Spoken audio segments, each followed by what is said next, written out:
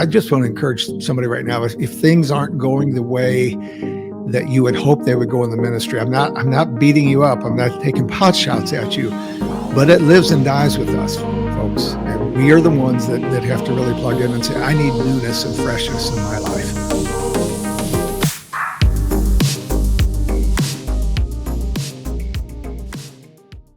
Hey, thank you so much for joining in to the Revitalized Church podcast. We're excited to be with you today. I've got a special guest, Bishop Rick Whitter from the state of Pennsylvania. If you're not familiar with how the Church of God works, we have different states and regions, and each one of those states or regions has an administrative bishop that oversees the states, helps place pastors. He's there for the pastors. He is, we like to call it the pastor's pastor. They're there to help us, support us. They give us leadership, bring in leadership groups. And so Bishop Whitter has, if you know him and if you've seen his social media, he loves to share about leadership. He's got a passion for church revitalization and the conversations that we've had. He loves to talk about what the future of the church will look like, how it can be as healthy as possible.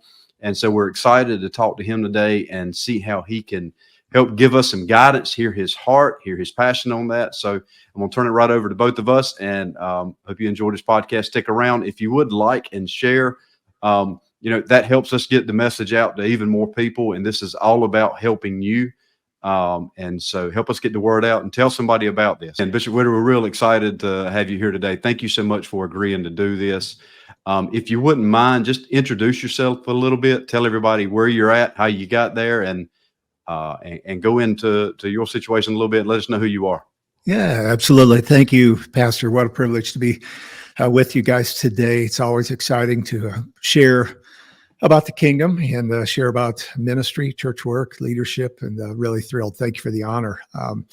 I've been in ministry for 1,000 years. I think it feels like some days, especially on Monday, but this is all I've ever done. Pastored local churches. My wife and I led churches in Florida and Minnesota for just shy of 28 years between three churches.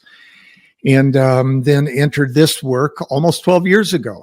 So I served as bishop in the state of Minnesota for 4 years, in Illinois for 6. And we've been here in Pennsylvania for almost 2 years and having a great time. We absolutely love working with pastors and churches and church leaders. I'm honored when people call me a pastor. Some people think once you leave the local church, you're no longer pastoring, but I do pastor pastors and consider it an honor to be able to do that. I'm a church planter in the past and have been working in church health and revitalization for several years, served on a couple of national boards, and I don't know much, but what I know, people have taught me, and I have a responsibility to share that with other people. So that's why I'm here, just to discuss, Pastor. So thanks again, man. Looking forward to the dialogue today. Hopefully we can have a good time together. Oh, man, that's exciting. So we were just talking a little bit, and you told me that one thing you really want to hit on is the concept of revitalization and why it's so important. So if you want to share your heart about that a bit, What does revitalization mean to you, and why do we need it so bad? Yeah, I appreciate that. I think the concept of revitalization, this happens with ministry and with any industry. You get buzzwords, and after a while they kind of lose their meaning. But to be revitalized means to bring new life. To bring life back, to revitalize, to breathe new life into something that's dead. And I think all we have to do is look at the scriptures. Isaiah talks about streams in the desert. God's doing a new thing, and he's restoring kind of what we lost. And this is where I think a couple people get a little bit sensitive. Like, they hear revitalization and think that it means that their church is dead, it's gone, it's over, it's buried, and that's not true at all, guys. Listen, I get revitalized after a good meal. You know what I mean? It doesn't mean I'm dead. I may feel like I'm starving to death, but I haven't eaten since lunch. But a good meal, refreshing drink makes you feel better, gives you new energy and new strength. And in a manner of speaking, every church needs to be revitalized fairly often because the seasons come and go. we're closer to God. We drift from God. Our church is exciting and things aren't as exciting. New people are coming, and then we go through times when new people aren't coming. And so we have to recognize that revitalization is a good thing. It is a needed thing for most churches. If your church doesn't need it now, hang on, you will next week. Okay. But it's time when the Lord, kind of heats things up for you. He brings a new focus, a new desire, a new passion, a new energy. And it can happen a lot of different ways, but I just want everybody to let down the guard and to see that revitalization it's not an event. It's not a series of meetings. It's a season that God takes us through. And sometimes that season lasts a long, long time, but it's like going to the doctor, okay, until you recognize that there's a need, you're not going to experience it. So let's just humble ourselves and say, yeah, I need it. I need to be revitalized. The ministry I lead needs to be revitalized. It's just that all it's doing is confessing that we're humans, okay? Yeah. And then we need the Lord's energy into us. So. Well, you talk about we need that. I went Yeah. back and so if you want to check Bishop Rick out, you can check out his website, rickwhitter.com, and he's got a really good blog there. And you recently shared an article about about this becoming new. And so, revitalizing is an effort from the top down. We've got to, as pastors, we've got to share that vision. It's not going to happen by accident. Very rarely does a church come back to life without somebody having that driving force, somebody pushing it, somebody having a vision for it. But a lot of times you've got somebody that's been at a church 2, 5, 10 years or longer, and they think in order to revitalize, you've got to bring somebody new in. Like it's got to have that, have a new pastor or a new worship leader, a new youth pastor. We think that, but how do we do that with the existing there? Talk to those guys that have been there for many years, and they won't, they still have a passion for that church. How do they become new? Can they become new? What's that look like? Yeah. That's a really good discussion point. And I think, let me start with that. I think we make a mistake sometimes of saying, yeah, we have to import revitalization. We have to ship it in from somewhere else. Right. And there, of course, there's nothing wrong with consultants, revivalists, somebody who can come in, new staff member. Those things are all great. But my experience is that as goes the pastor, so goes the church. We can't lead revitalization until we are personally, going through that process of revitalization. And when I say that, I guess what I mean is personal renewal, which once again is not an event; it's a process. So what happens when you realize, when the Holy Spirit touches your heart and you say, man, fire's not burning as bright as it used to. What do I need to do? And you begin to seek the Lord. You begin to dig into the scriptures a little bit more. You begin to intentionally, and use the word, love that, intentionally say, I'm getting closer to God. I'm going to do this. And when a pastor, when a leader does that, it's with the understanding that it starts with us.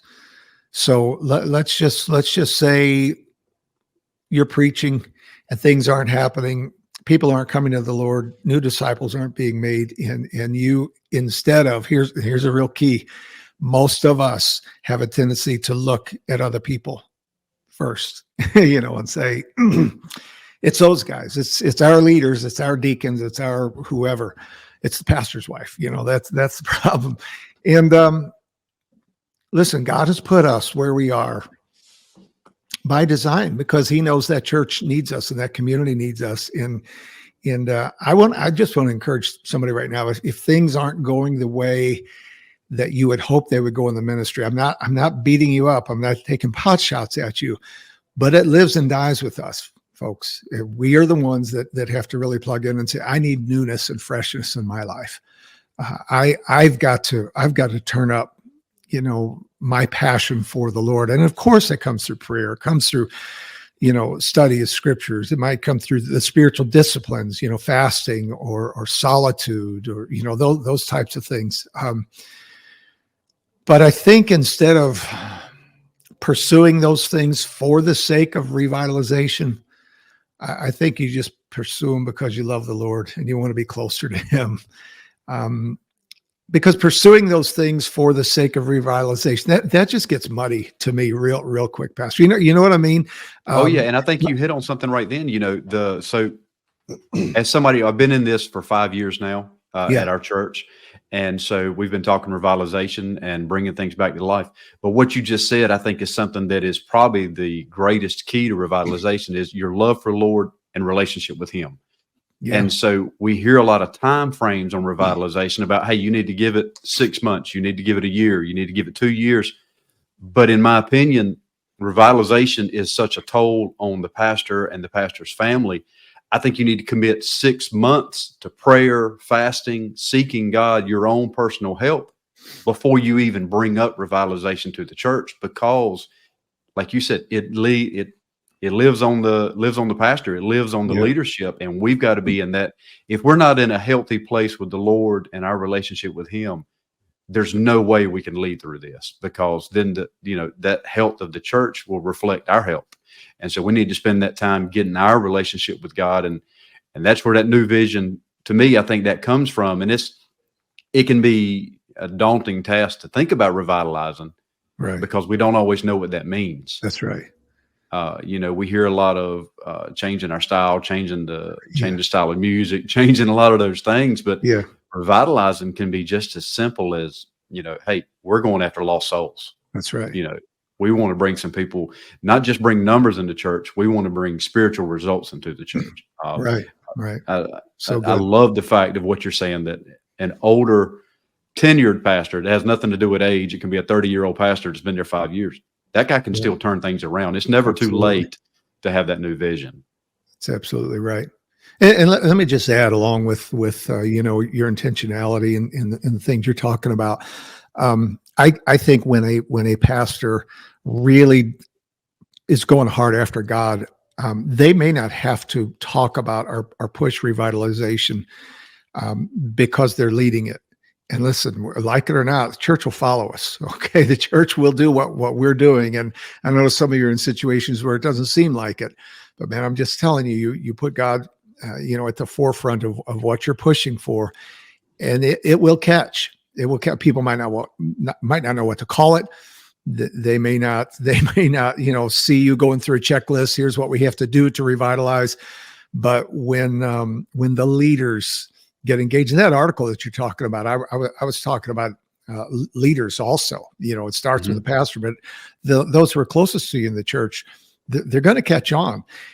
And I guess I'll say it this way: if it's serious enough with you, they will catch on or they will move on. You Right. know what I mean? They're either going to join in or they're not going to like the direction, and they're going to pull out and go somewhere else. But I like it. I prefer the organic approach. I really do. I think rather than, you know what, let me just from the heart say something real quick. There have been so many pastors through the years that get excited. They go to a conference or seminar and they come home and they announce, man, everything's going to be different. We're going to transition, and you're not going to recognize this church in 6 months. And then in 6 months, it's like nothing ever happened. And every time a pastor does that, the church becomes a little more cynical, a little more hard-hearted, a little tougher to reach.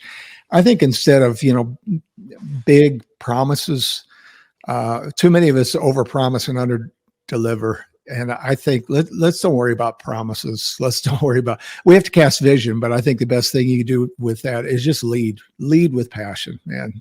Lead with passion, and people will follow along, regardless of what you call it. Okay, so. And don't try to become somebody else.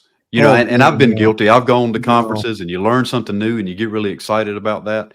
And I've got guys that I study their style. I love to watch Chris Hodges. Sure. If you'll watch me Sure. preach, you'll see aspects of his style Yeah. in what I do.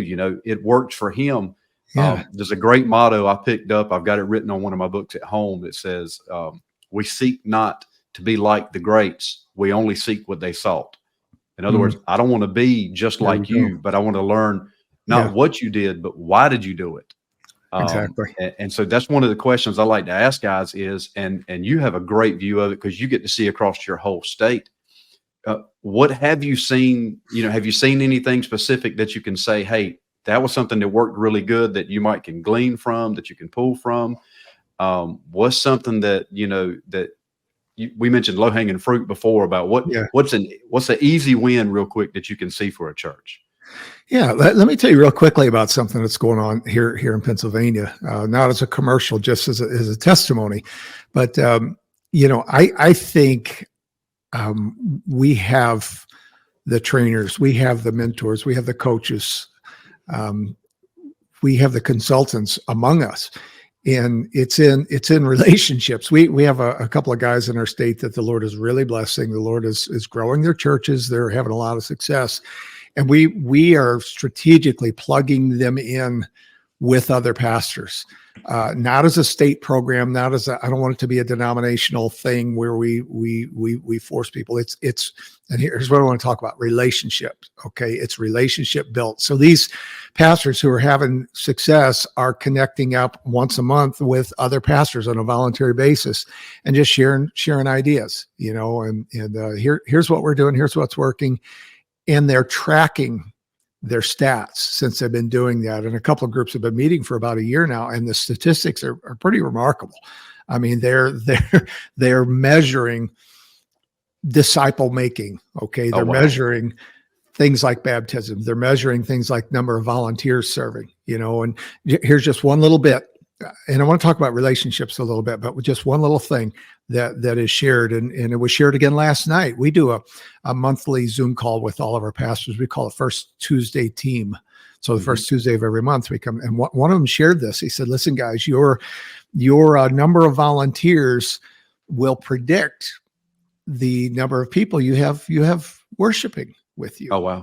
So he was saying if you have 10 volunteers, it's basically about a 20% a ratio. He said, if you have 10 volunteers, I can tell you probably have about 50 people, coming on Sunday, give or take a few, and you can, and guys on the call were going, that's true. Never thought about that, but it's true. So he was saying, if you want to bring new life and new health to your church, create volunteer positions, recruit volunteers, cast the vision to them. This is what we're going to do. And if you want to double the size of your church, double the size of your volunteers, train them. Don't just name them and throw them out there, but train them and position them even for things that, listen, if you don't have babies in your nursery, my advice would be raise up nursery workers, clean up that nursery, get it as nice as it can possibly be, and be ready for when that first family comes in with the nursery, because with a baby. Because here's the situation: if the nursery's not ready, if they come in with a baby, they're not coming back. So have it ready. Get ready. That's one little thing that don't do it all yourself, pastor. A lot of small church pastors get caught in that. They're doing everything, and you're limiting what some people are called to do, and you're limiting what you can do because you can't do everything. So grow your church by growing volunteers and getting people plugged in. So. Well, those people, that makes sense because those people are active, and if they're serving and working in the church, they're going to be more likely to. They're going to stay. They're going to be there when the visitors come, and they're going to be inviting people. Hey, come look. I'm a nursery worker. I need some babies. So a good. I tell people all the time, if you want to be a Sunday school teacher or a whatever kind of leader, be the type that says, I don't want to come in and assume something that's already there. I want to help grow it. That's right. Those kind of volunteers. Yeah. They do. When they come into a church and say, man, all the bases are covered. I'm not needed here. And even once in a while, somebody will ask the pastor, can I help out with something? Oh, no, I'm good. I got it, and, cardinal rule number one, yes, I need help. and have a list in the back of your mind. And even if it's something that you can do better than that person, release them, train them.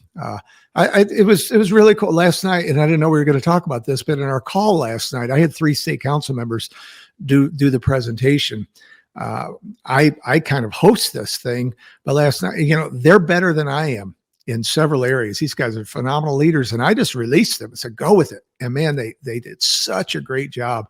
And that's what pastors, need to do. They need to look around and say, this person, they got something going on. They can do it. You got to be secure. You know what I mean? You can't be intimidated by gifted folks, but release people, man, and ministry will flow out of that. But That takes a vulnerability. it does. It's hard to do sometimes because it takes a faith in that person. And you know what? Hey, people aren't always going to do right. Things are going to fail. No. You're going to get burned. You got to be willing to let that happen to grow. That's right. You So really do. See, you talked about releasing people, and there's another article that you wrote about church planting. And I know we talked about, a healthy church, if you're revitalized, will be able to pour into other churches. And that's part of the reason we want to see so much revitalization. You shared about how revitalization is one of the most important things that can happen in our future. We, as to speak to the Church of God movement, just as that we're both a part of, that is something that could drastically change us. You shared that, how moving forward, how big of a need is that, and what does that look like? Yeah, I think it's a huge need. What we're facing in America right now is declining church population, and many of the churches that are not surviving, and it really was exacerbated during COVID. But a lot of them are in dying communities, or communities that that are reducing in size, and there's not much you can do about that. But what we found is many of especially our major metropolitan areas, there simply are not enough churches to go around.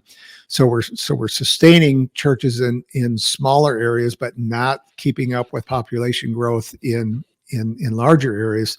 So I think I don't, Pastor, I don't believe it's either or. I am not a proponent of people who compete. Well, what's better, new churches or revitalizing old churches? And we hear that. Right. We hear that conversation. And my response is it's both and. If it's not both and, we're in deep trouble. If we stop revitalizing, we're dead. If we stop planting, we're dead. And they have to work together. So to me, one of the signs of a strong, healthy church is she has babies. She is involved in planting new churches. And you hit on the whole idea of you've got to be somewhat self-assured to be a leader. Too many pastors are intimidated or fearful and think, man, I can't get involved in planting other churches. What if people leave my church? What if I know lead pastors who have staff members that they should be sending out to plant churches, but they say, no, man, I got to have them here.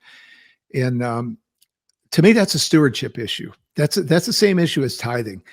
I can't afford to pay. I need this money, but if you put that into God's hands, you know what he's promised to do, to return it back to you.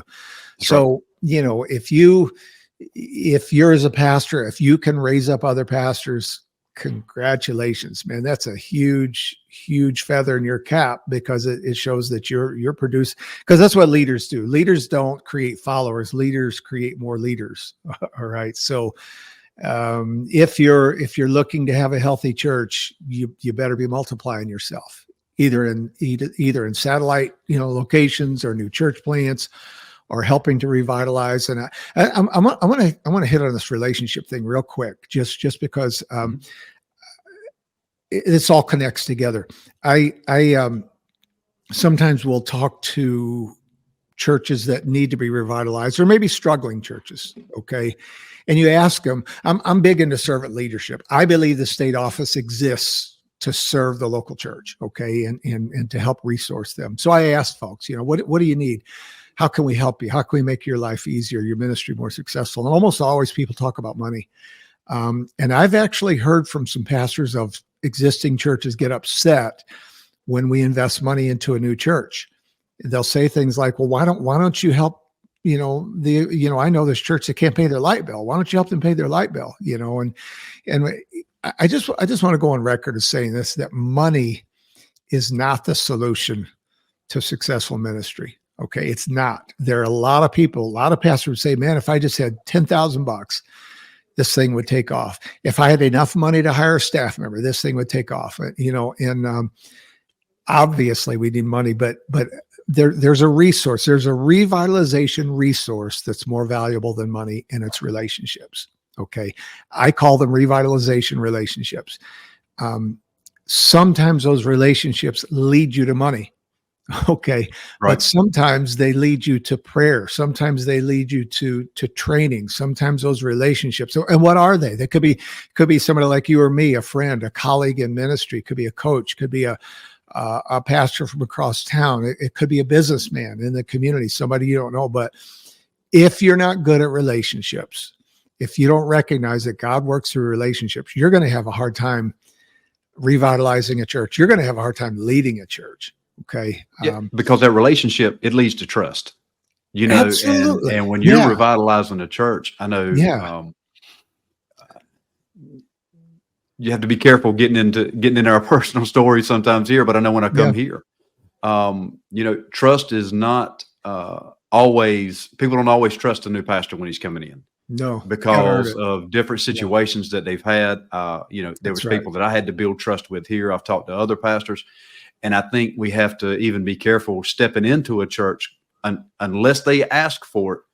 Don't go into a new church saying, "Oh, I'm about to revitalize this thing. We're going to kick walls down. We're going to change everything," because you've just burnt bridges. And it's just like anything else. Your best relationships start small.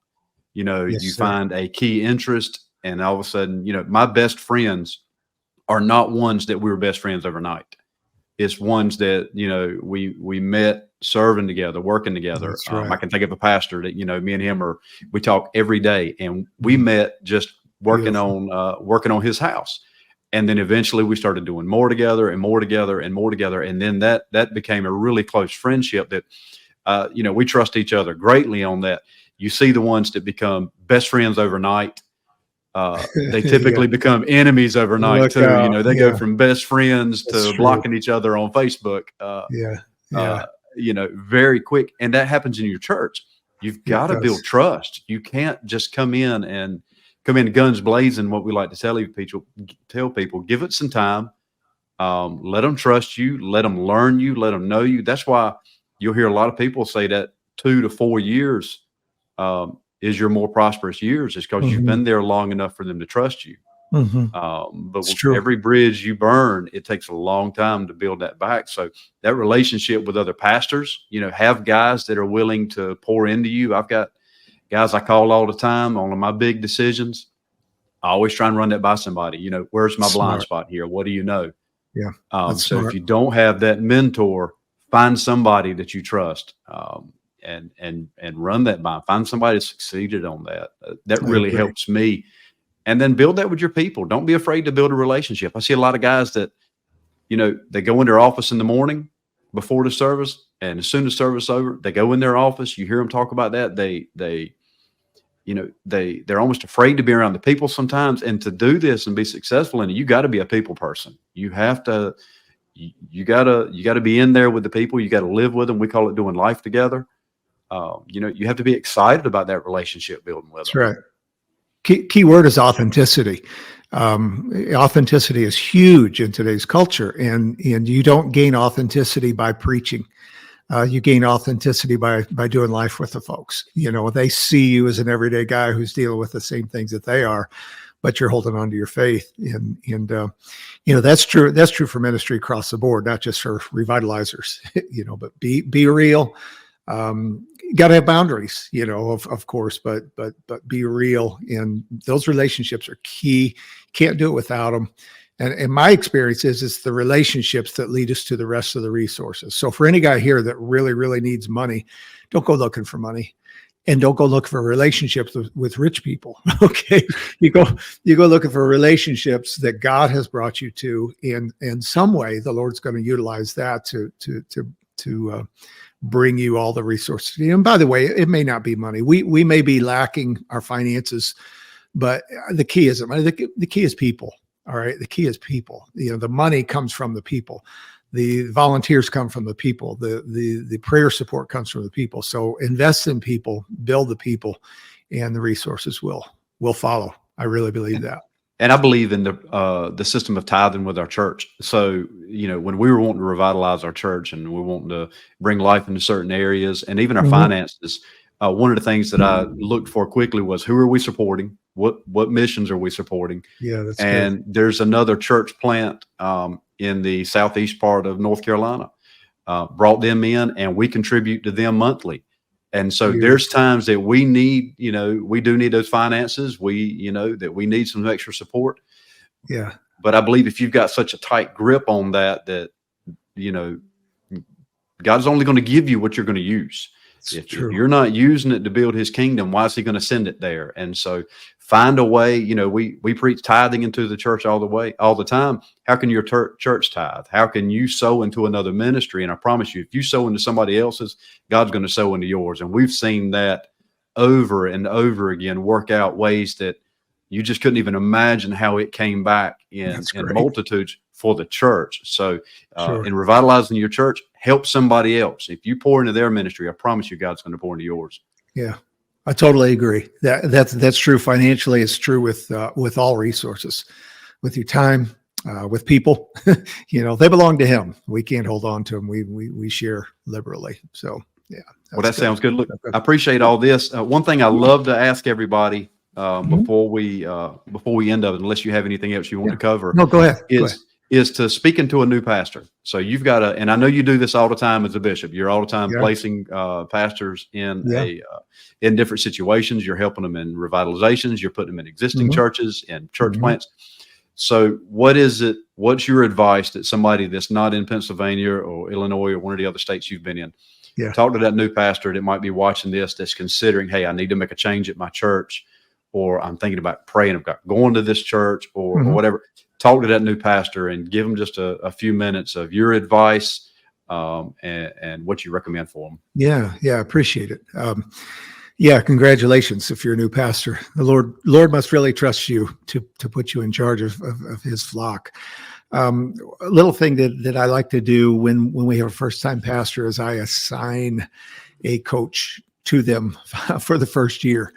And the reason I do that, and that coach is a local pastor with more experience. The reason I do that is every pastor needs a friend, needs a colleague, needs somebody they can talk to. As we've been talking about coaches and so forth, we really should not lead in a vacuum. And so I'm going to go ahead and say to you first-time pastors, you're probably going to experience something in a more profound way than you've ever experienced in your life. And that's the loneliness of leadership. That is the feeling of isolation. That is the feeling of, I'm going through stuff nobody else understands.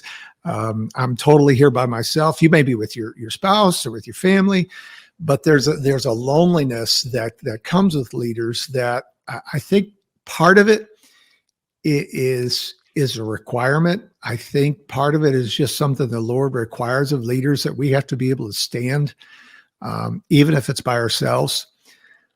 But hear my heart on this, okay? And this is real important. If we're not careful, the enemy can twist that around to where that loneliness can become an isolation, to where we feel like there is no one else who cares. I am the only one who cares about my situation. And so I like to distinguish between solitude and loneliness. And a counselor told me this a while back. Solitude is a spiritual discipline where we spend time by ourselves with God. All right. A lot of leaders who are not necessarily people, as Pastor Will was just talking about, we withdraw in times of stress, and we pull back. And so it's no longer solitude, it's isolation. We isolate ourselves from other people and from God. And that's where we get into trouble. So I would say this: be proactive in reaching out to other pastors. All right. Be emotionally intelligent enough to know that if you walk into a room of other pastors and you sit down at a table by yourself, they're going to perceive you as being stuck up or arrogant or whatever. All right. Introduce yourself. Next time you're in a big meeting with other pastors, go and say hello. And if you don't know them, maybe you're new to a state, they don't know who you are. Some of them should know. And not only introduce yourself, but offer to, hey, can we connect up? Would you mind if I call you every once in a while? Let's, what you start doing is developing habits that will follow you all the way through your ministry of being engaged with other people. Here's a mistake a lot of young first-time pastors make. They start feeling like it's all about them.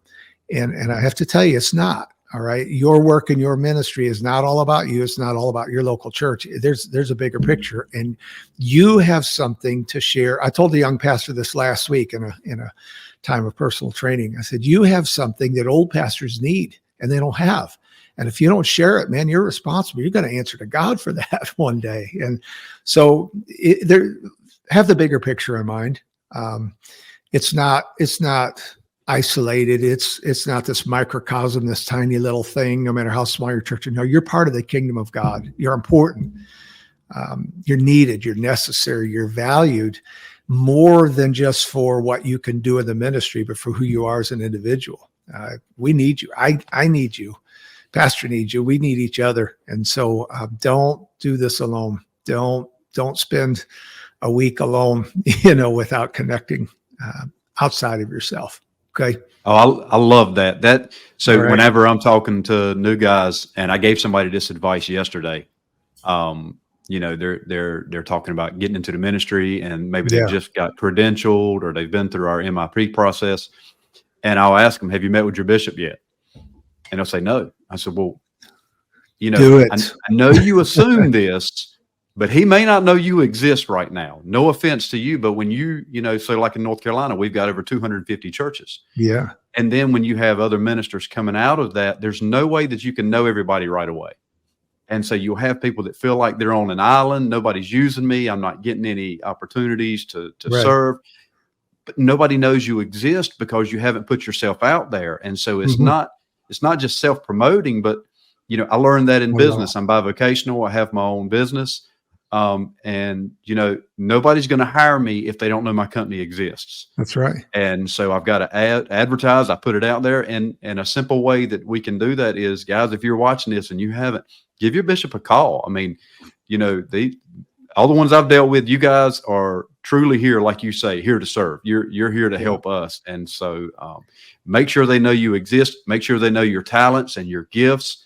I serve with Men and Women of Action, and that came out of when Bishop Page was here. I went and had a meeting with him, and he said, just like you said, he said, how can I help you? I said, no, sir. I want to know how I can help you. What can I do? There you go. And be ready when you ask that question, just like the people in your church say, hey, what can I do? Because most of the time they're going to find something, but don't look for the biggest opportunity first. Start small, work your way in, but people have to know you exist, and they're not going to reach out and help you. You're not going to be able to have these mentors, people that are so into your life, if you've never told them you want them to be. Most guys don't go around just offering up advice all the time. You need to let them know, hey man, watch out for my back. Help me out. Let me run ideas by you. That networking that's one of the best parts of being in a movement like we're in, being in the Church of God. When we go to our camp meetings, our leadership meetings, is you learn something, but you get to connect with people that are going through the exact same thing that you're going through.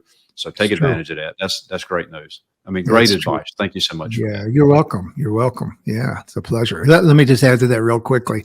I have a couple of friends who will and they're pastors. They'll just text me and say, hey, thinking about you, praying for you today. They don't need anything.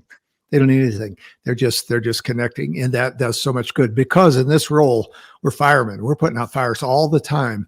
And so just to have somebody encourage us, man, you better believe I trust those guys. You know what I mean? Right. And if I'm looking for help, man, I know who to contact. So that's good advice you gave. I like that. Real good. Oh, I appreciate that. And thank you so much for being a part of this. This has been, My pleasure. for me, just sitting back, listening to what you're saying. So I'm doing all this. I don't have all the answers. Me neither. I'm seeking this out. It's a passion of mine.